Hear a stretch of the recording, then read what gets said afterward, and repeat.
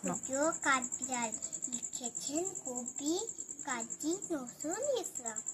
কাঠবিড়াল পেয়ারা তুমি খাও, গুড় মুড়ি খাও, দুধ ভাত খাও, বাতাবি লেবু লাও, পেয়াল বাচ্চা কুকুর তাও, ডাইনি তুমি কচকা পেটু খাও একটা পাও যেথায় যেত, বাতাবি লেবু সকলগুলো একলা খেলে ডুবিয়ে নিল, তবে যে ভারী লেজ উঁচিয়ে পুতুস পাতুস যাও, ছোচা তুমি তোমার সঙ্গে আড়ি আমার যাও।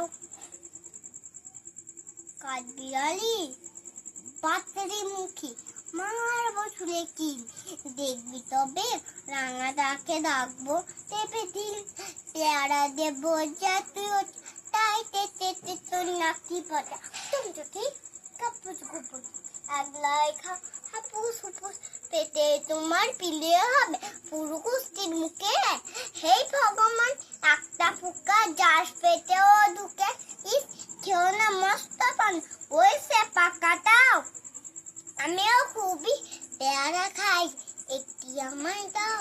কাঠবিড়ালি মা সর্দি হবে বৌদি হবে, রাঙা দিদি তবে একটা পেয়ারা দাও।